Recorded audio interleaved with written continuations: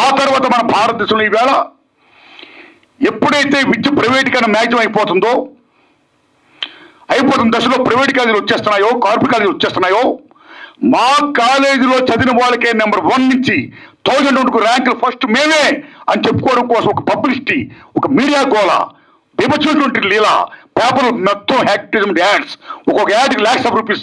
How they are giving, how much they are earning and how much they are doing business with the education. ఇలాంటి దశలో మా కాలేజీలో చదివిన వాళ్ళకే ర్యాంకులు రావాలని ఒక కృత్రిమ థాట్స్తో, ఒక పేపర్ లీకేజ్ చేస్తూ విద్యా వ్యవస్థను భ్రష్టు పట్టిస్తున్నారు. సో ఆ రకంగా మన రాష్ట్రంలో కాదు, భారతదేశంలో చాలా రాష్ట్రాల్లో ఇవాళ పేపర్ లీకేజ్ జరుగుతున్నాయి కాలేజీ డేస్లో. కాలేజీ డేస్ అయిపోయిన తర్వాత మనందరూ ఎక్కడికి వెళ్తామండి? ఉద్యోగాలకు వెళ్తాం. ఉద్యోగాలకు వెళ్తుంటే ఏ పబ్లిక్ సర్వీస్ కమిషన్ ఎగ్జామ్ రాయాలనుకుంటే అక్కడ కూడా మా కోచింగ్ సెంటర్లు చదివిన వాళ్ళకే ఉద్యోగాలు వస్తాయి అని ఒక నోషన్తో, ఒక వ్యాపార దృక్పథంతో ఒక మాఫియా తయారైపోయి అక్కడ కూడా పేపర్ లీకేజీలు అండి. సేమ్ ఉదాహరణ తీసుకోండి.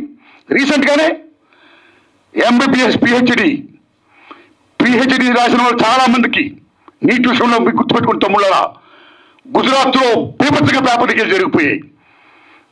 ఒరిస్సా, గుజరాత్, యూపీ, మహారాష్ట్ర, ఢిల్లీ మొత్తం కుదేలైపోయింది. ఇంత పేపర్ లీకేజ్ జరిగిపోతుంటే కేంద్ర ప్రభుత్వం ఏం చేస్తుంది, రాష్ట్ర ప్రభుత్వాలు ఏం చేస్తున్నాయి? ఎందుకు ఎడ్యుకేషన్ మినిస్టర్స్, ఎందుకు సిస్టమ్, ఎందుకు కాన్స్టిట్యూషన్? కాబట్టి పేపర్ లీకేజ్ జరగకూడదు, విద్యను మనం కాపాడుకోవాలి అనే అంశాన్ని నేను ఫీల్ అయ్యి చిత్రమే ఈ యూనివర్సిటీ పేపర్ లీక్.